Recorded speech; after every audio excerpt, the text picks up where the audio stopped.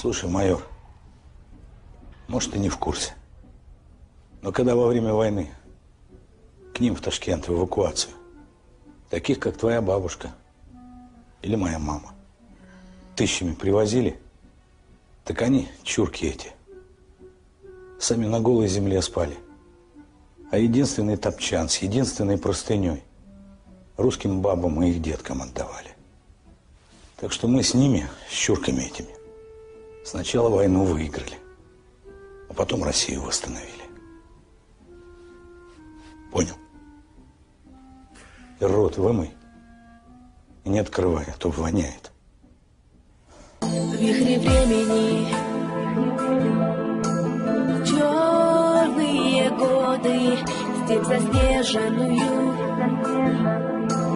гнали народы, позади унижения, боль утраты и страхи, их голодных замерзших согревали казахи и делились последней рубахой и кровом, изболевшие души лечили они мудрым словом.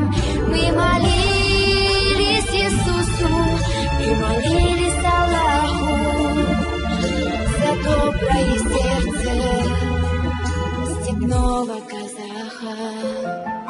Ты бескрайняя степь, нашей Родины стала, ты щедра к своим детям, земля Казахстана, ты давала гумыс, свой вселенной свет.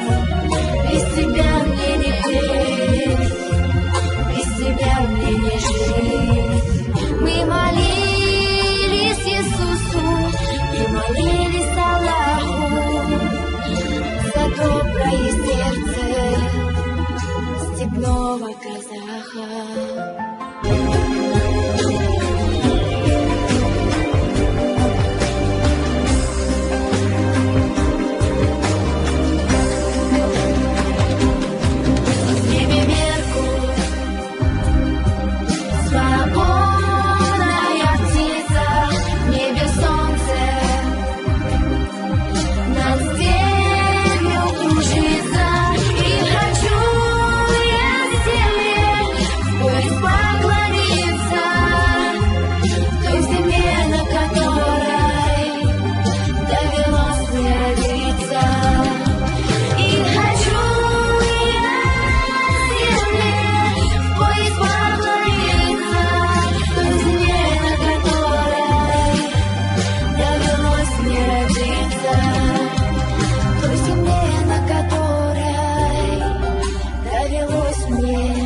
Родиться.